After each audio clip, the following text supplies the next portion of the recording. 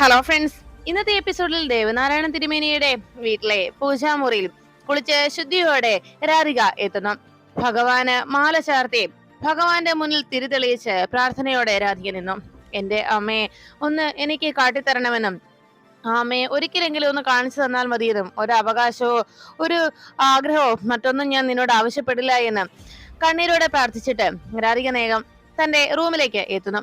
അവിടെ ഇരുന്ന തന്റെ ഹാൻഡ് ബാഗ്, ഇന്നലെ വിവാഹത്തിനും മറ്റുമൊക്കെ പങ്കെടുക്കുമ്പോൾ കൊണ്ടുപോയ ഹാൻഡ് ബാഗ് എടുത്ത് അതിലുള്ള സാധനങ്ങളൊക്കെ എടുത്ത് മാറ്റുന്നതിടയിൽ അപ്രതീക്ഷിതമായി രാധികയുടെ കയ്യിലേക്ക് ആ വസ്തു വന്നു ചേർന്നു. അത് കണ്ടതോടെ ഞെട്ടലോടെ രാധിക അതിലേക്ക് തന്നെ നോക്കി. എന്താ അതെന്ന് അതിശയപ്പെട്ട് അത് കയ്യിലെടുത്ത് നോക്കിയതും കഴിഞ്ഞ ദിവസം തന്റെ കഴുത്തിൽ വരുൺ ചാർത്തിയ ആ താലിയാണതെന്നുള്ള സത്യം രാധിക തിരിച്ചറിഞ്ഞു. അത് കണ്ടതോടെ എല്ലാം മറന്ന് ആ താലിയിലേക്ക് തന്നെ നോക്കിയിരുന്ന് രാധിക ആ ബെഡിലേക്ക് ഇരുന്നു. അത് തന്നെ നെഞ്ചിലേക്ക് ചേർത്ത് പിടിച്ച് രാധിക ആലോചിച്ചു, എന്താ ഭഗവാനെ ഇത്? ഈ മാല എന്റെ കയ്യിൽ, ഈ താലി എന്റെ കയ്യിലുണ്ടെന്ന് ഇവിടെ ആരോടെങ്കിലും എനിക്ക് പറയാൻ കഴിയുമോ? അത് അറിഞ്ഞു കഴിഞ്ഞാൽ ഇവിടെയുള്ളവർ വിശ്വസിക്കുന്നത് ഞാനത് മനഃപൂർവ്വം അത് ആ താലിയിൽ നിന്ന് തട്ടിയെടുത്തു, ആ ചരടിൽ നിന്ന് ഞാൻ മനഃപൂർവ്വം തട്ടിയെടുത്തതാണെന്നേ വിശ്വസിക്കും. ഞാനിത് എന്ത് ചെയ്യും ഭഗവാനെ എന്നാലോചിച്ച് അതുമായി നേരെ പൂജാമുറിയിലെത്തി. കണ്ണന്റെ മുന്നിൽ കൊണ്ടുവന്ന് ആ താലി ഭഗവാനെ നേരെ കാട്ടിയിട്ട് ചോദിച്ചു, ഭഗവാനെ, ഇത് നീ എനിക്കായി മാറ്റി വെച്ചത് എന്തിനാണ്?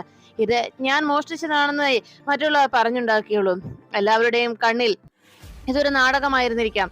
എന്നാൽ ശരിക്കും വരുൺ താലി ചാർത്തിയത് എന്റെ കഴുത്തിലാണ്. ഈ താലി അവിടുത്തെ ആഗ്രഹത്തോടെ, മറ്റൊരവകാശമോ മറ്റൊരു അധികാരമോ എനിക്ക് വേണ്ട. പക്ഷെ ഈ താലി എന്റെ കഴുത്തിൽ അണിയിക്കാനുള്ള, ആ കഴുത്തിൽ അണിയുന്നതിന് വേണ്ടിയുള്ള അനുവാദം അവിടുന്ന് നൽകണമെന്ന് ചോദിച്ചതും അപ്പോഴേക്കും ഭഗവാന്റെ മാലയിൽ ചാർത്തിയ ഭഗവാന്റെ ദേഹത്ത് കഴുത്തിൽ ചാർത്തിയ ആ മാലയിൽ നിന്ന് ഒരു പൂ അടർന്ന് താഴേക്ക് വീഴുന്നു. അത് കണ്ടതോടെ ഭഗവാന്റെ സമ്മതമാണ് എന്ന് മനസ്സിലാക്കിയ രാധിക സന്തോഷത്തോടെ ഭഗവാന്റെ അനുവാദം വാങ്ങി തന്റെ മാലയിൽ ആരും കാണാതെ ആ താലി കൊളുത്തുന്നു. അതിനുശേഷം ഭഗവാനോട് അനുവാദം ചോദിച്ച് അവിടെ ഇരുന്ന ഭഗവാന്റെ പ്രസാദത്തിൽ നിന്ന് ആ സിന്ദൂരം എടുത്ത് അത് തന്റെ സീമന്തരേഖയിൽ ചാർത്തി. അതിനുശേഷം ഭഗവാന്റെ മുന്നിൽ പ്രാർത്ഥനയോടെ നിൽക്കുമ്പോഴാണ് അവിടേക്ക് സുകുമാരി മുത്തശ്ശി എത്തിയത്. അവർ വന്ന് രാധിക പ്രാർത്ഥിച്ചുകൊണ്ടിരിക്കുന്നത് കണ്ടതോടെ, ഓ അത് ശരി, നീ രാവിലെ ഇവിടെ വന്നിരിക്കുകയാണോടി നശൂലം, എഴുന്നേറ്റ് പോടി എന്ന് പറഞ്ഞ് രാധികയെ ചീത്ത വിളിക്കുന്നു. രാധിക വിഷമത്തോടെ പോകാൻ തുടങ്ങുമ്പോൾ, നിനക്കിന്ന് വേറെ ജോലിയൊന്നുമില്ലേ അടുക്കളയില്? ഇവിടെ തന്നെ ഈ ഭജന ഇരിക്കുകയാണോ? എണീറ്റ് പോടി എന്നൊക്കെ സുകുമാരി ദേഷ്യപ്പെടുമ്പോ ഒന്നും മിണ്ടാതെ രാധിക എഴുന്നേറ്റ് പോകുന്ന സമയത്ത് രാധികയുടെ സീമന്ത രേഖയിൽ സിന്ദൂരം കണ്ട് സുകുമാരി ബലമായി രാധികയെ പിടിച്ചു നിർത്തി. എന്താടി ഇത്? നിന്റെ നെറ്റിയിൽ എന്താണെന്ന് എന്ന് ദേഷ്യത്തോടെ ചോദിച്ചു. രാധിക എന്താ എന്നറിയാതെ ആകെ ഞെട്ടിത്തെറിച്ചങ്ങനെ നിൽക്കുമ്പോ സീമന്തരേഖയിൽ ഇരിക്കുന്ന ആ സിന്ദൂരം കണ്ട് രാധികയുടെ നേരെ സുകുമാരി കൈയോടെ പാഞ്ഞെടുത്തു. അപ്പോഴാണ് കണിമംഗലത്ത് ഉറക്കമുണർന്ന പ്രിയങ്ക കിച്ചണിൽ കുളിയെല്ലാം കഴിഞ്ഞെത്തിയതിനു ശേഷം ആലോചിച്ചു, ഇനി ഈ വീട്ടിലുള്ളവരുടെ എല്ലാവരുടെയും സ്നേഹം എത്രയും വേഗം പിടിച്ചെടുക്കണം, എല്ലാവരുടെയും സ്നേഹം സ്വന്തമാക്കണം, പിന്നീട് പതിയെ പതിയെ വരുണിനെയും സ്വന്തമാക്കണം. ഇനിയിപ്പോ വരുണിന്റെ സ്വഭാവമൊക്കെ മാറ്റിയെടുക്കാൻ എന്തെങ്കിലും ചെയ്തേ തീരൂ. ഇനി വരുണിന്റെ തീരുമാനം എന്തായിരിക്കും എന്നൊക്കെ ആകെ ടെൻഷനോടെ ആലോചിച്ചു.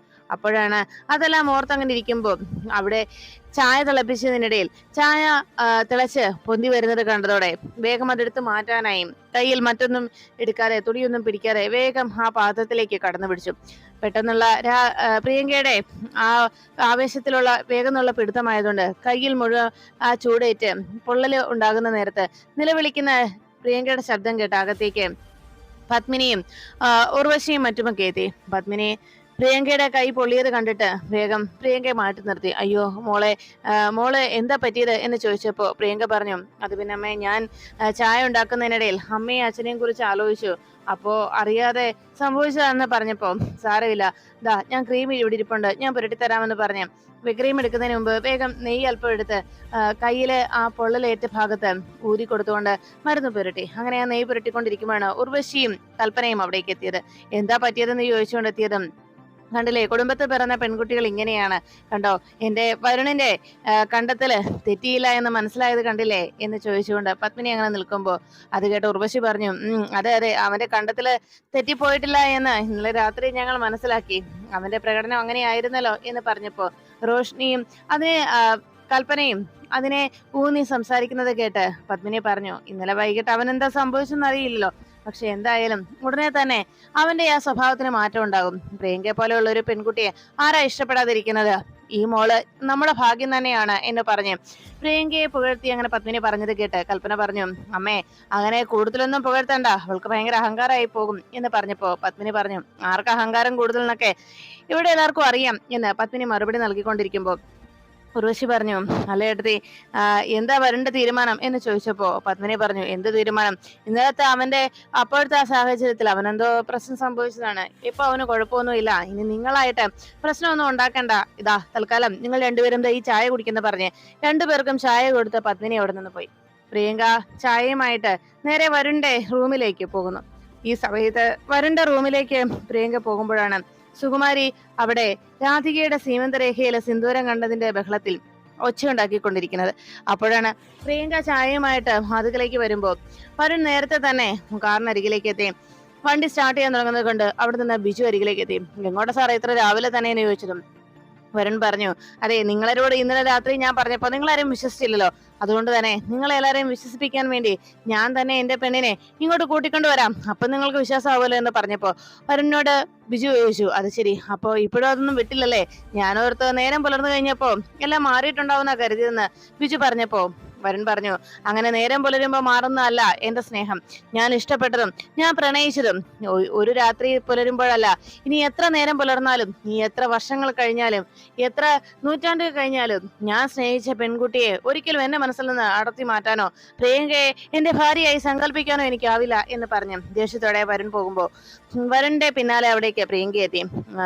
ബിജു എന്ന് വിളിച്ചതും ബിജു അരികിലേക്ക് ചെന്നു. അല്ല, വരുൺ എവിടെ പോരാ, വരുണിനുള്ള ചായയുമായിട്ടാണ് ഞാൻ വന്നത് എന്ന് പറഞ്ഞതും ബിജു പറഞ്ഞു, അത് പിന്നെ വരുൺ ഇന്നലെ വിവാഹ കാര്യത്തിൽ പങ്കെടുത്ത വിവാഹത്തിന് എന്തൊക്കെയോ ചെലവുകൾ ഉണ്ടായിരുന്നല്ലോ, അപ്പോ ഇന്നലെ വിവാഹം നടക്കുന്നതിന് വേണ്ടി ഇവിടെ വിളിച്ചു വരുത്തി ഏതോ ആൾക്കാർക്ക് കുറച്ച് പണം കൊടുക്കാനുണ്ട്, അതിനുവേണ്ടി കൊടുക്കാൻ പോയതാ, എന്തെങ്കിലും ഒരു കാര്യം അങ്ങനെ വരുൺ തീരുമാനിച്ചാൽ അത് അപ്പോൾ തന്നെ വരുണിന് നടപ്പിലാക്കണം, അതാണ് വരുണിന്റെ സ്വഭാവം, താമസിയാതെ അതൊക്കെ പ്രിയങ്കയ്ക്ക് മനസ്സിലായിക്കോളും എന്നെല്ലാം പറഞ്ഞ് ബിജു വരുണിന്റെ സ്വഭാവത്തെ കുറിച്ച് പറഞ്ഞിട്ട് പ്രിയങ്കയോട് ചായയുമായി പോയിക്കോളാൻ അറിയിച്ചു. പ്രിയങ്ക ചായയുമായി നേരെ ഡൈനിങ് ടേബിളിന് അരികിലെത്തിയതും പ്രിയങ്കയ്ക്ക് വല്ലാത്ത ടെൻഷനായി. ദൈവമേ, ഇനി വരുൺ പോയിരിക്കുന്നത് ചേച്ചിയെ കാണാനായിരിക്കുമോ, ചേച്ചിയെ കണ്ടു കഴിഞ്ഞാൽ എല്ലാം തീർന്നോ, എന്റെ ദൈവമേ, ഈ കളിമംഗലത്ത് ഇവിടുത്തെ ഭാര്യ മരുമകളായി ജീവിക്കാന്നുള്ള എന്റെ ലക്ഷ്യമൊക്കെ ഇതോടെ അവസാനിക്കുമോ ഈശ്വര, എന്നേക്കുമായി എനിക്ക് തിരിച്ച് വീട്ടിൽ പോയി നിൽക്കേണ്ടി വരുമോ എന്നെല്ലാം ആലോചിച്ച് വേഗം രാധികയുടെ ഫോണിലേക്ക് പ്രിയങ്ക വിളിക്കണം. പക്ഷെ ആ സമയത്ത് രാധിക കോൾ എടുക്കാത്തത് കൊണ്ട് പ്രിയങ്കയ്ക്ക് ആകെ ടെൻഷൻ ആകുന്നു.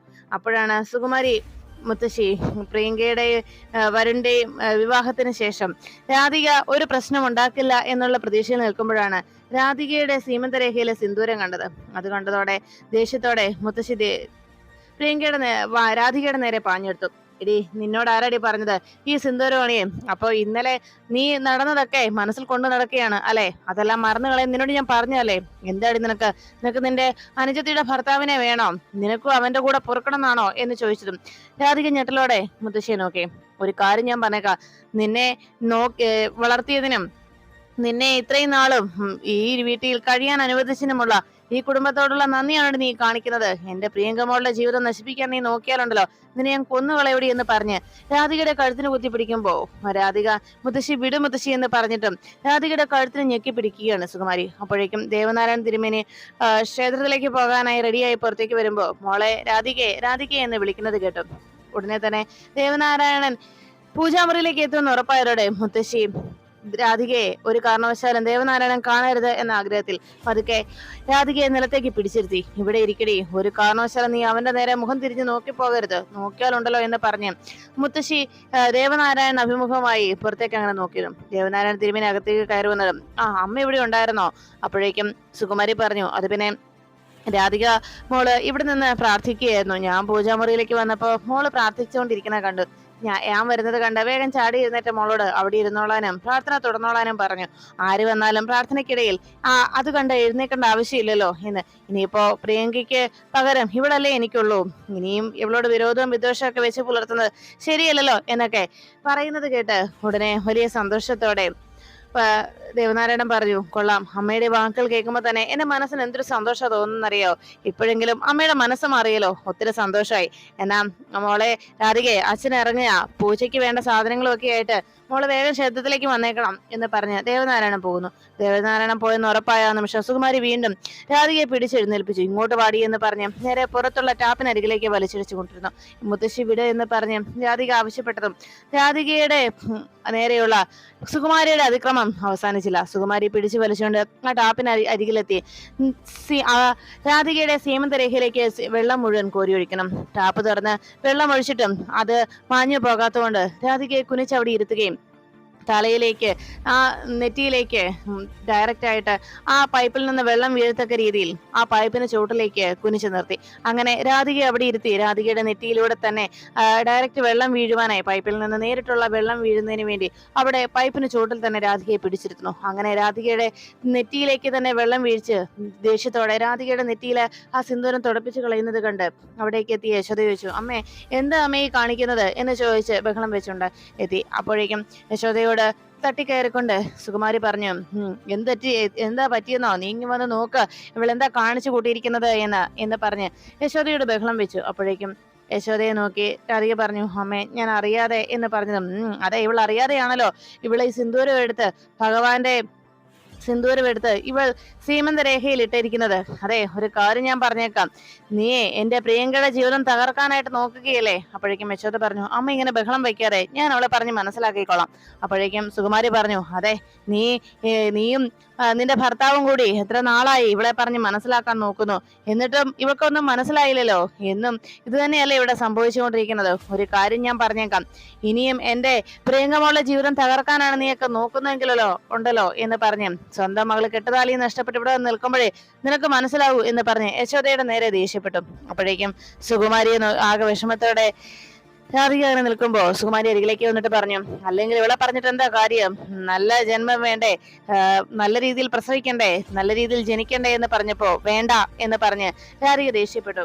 ഇനിയും എന്നെ ജനിപ്പിച്ചവരെ കുറ്റം പറയണ്ട എന്ന് പറഞ്ഞപ്പോ രാധികയുടെ മറുപടി കേട്ട് സുകുമാരി രാധികയുടെ കർണത്തടിച്ചു. നീ എനിക്കെതിരെ സംസാരിക്കാറായോടി, ശബ്ദം ഉയർത്താറായോടി എന്ന് ചോദിച്ച്, കേട്ടില്ലേ നിന്നെ ഇവൾ ഇവിടെ നമുക്കെതിരെ സംസാരിച്ചു തുടങ്ങിയത്, നമ്മളെ എല്ലാവരെയും ഇവൾ ഈ രീതിയിൽ ഇവിടെ നിർത്തി വേദനിപ്പിക്കും.